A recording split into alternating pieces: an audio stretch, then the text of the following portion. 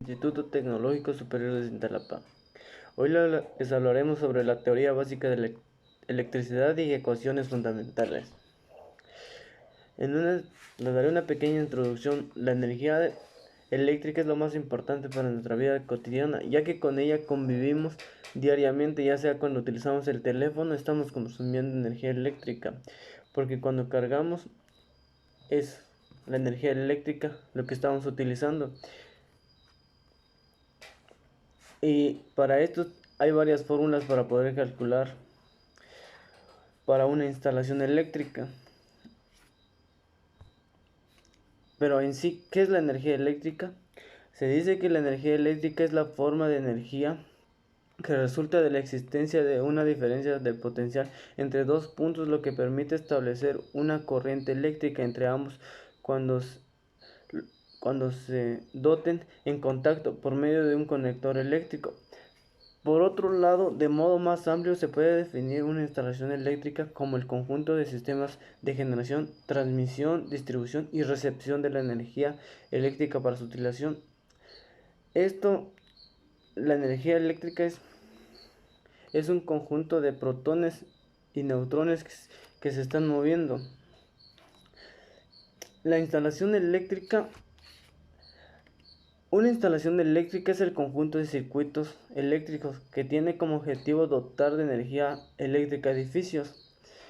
Su objetivo de este es llevar la energía a los cuartos, los bombillos, entre otros.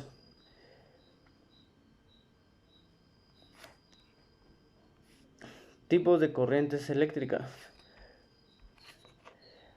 Los tipos de corrientes eléctricas más comunes son corriente directa. La corriente directa es la que circula siempre en un solo sentido, es decir, del polo negativo al positivo de la fuente de fuerza automotriz que la suministra. Esa corriente mantiene siempre fija su polaridad en el caso de las pilas, baterías y dínamos. Por otro lado, la corriente alterna. Dice que la corriente alterna se diferencia de la directa en que cambia su sentido de circulación periódicamente y por tanto su polaridad. Esto ocurre tantas veces como frecuencia de Hertz tenga esa corriente a la corriente directa. También se llama corriente continua. La corriente alterna es el tipo de corriente más empleado en las industrias y que también la consumimos en nuestros hogares. Pero, ¿qué es un circuito eléctrico? El circuito eléctrico es el recorrido establecido de antemano en que una corriente eléctrica tendrá. Por lo tanto, esa es la interconexión de dos o más componentes que contienen una trayectoria cerrada. Dichos componentes pueden ser resistencias, fuentes, interruptores, condensadores, semiconductores o cables. Por ejemplo, cuando un circuito incluye componentes electrónicos, se habla de circuito electrónico. Entre las partes de un circuito eléctrico se puede distinguir los conductores, que son los cables, los componentes, dispositivos que posibilitan que fluya la carga. Los nodos son los puntos de circuito donde concurren dos o más conductores. Y las ramas, conjunto de los elementos de un circuito comprendido entre dos nodos consecutivos. Pero a esto vamos las partes de un circuito eléctrico. Las partes de un circuito eléctrico son el generador. El generador es la que produce y mantiene la corriente eléctrica por el circuito para que ésta fluya de manera. Hay dos tipos de corriente, la corriente continua y la corriente alterna, la que les antes había mencionado. Los conductores es por donde se mueve la corriente eléctrica, ya que es el cable por la que se circula.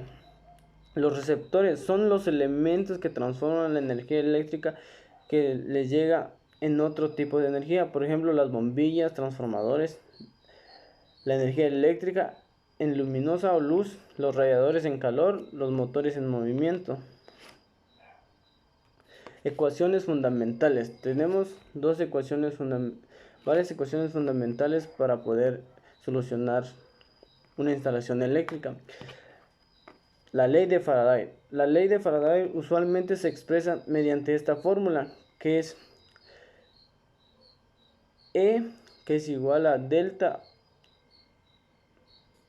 del flujo magnético sobre delta T. La representa la fuerza electromotriz inducida a la tensión. La D y la DT es la delta diagonal y delta F es la tasa de variación temporal de un flujo magnético. Ley de Ohm. La ley de Ohm es una fórmula de I que es igual a B por R. Dice que tiene una intensidad es igual a la tensión partida por la resistencia, donde I es la intensidad de amperios, B es la intensidad en voltios y R es la resistencia de ohms.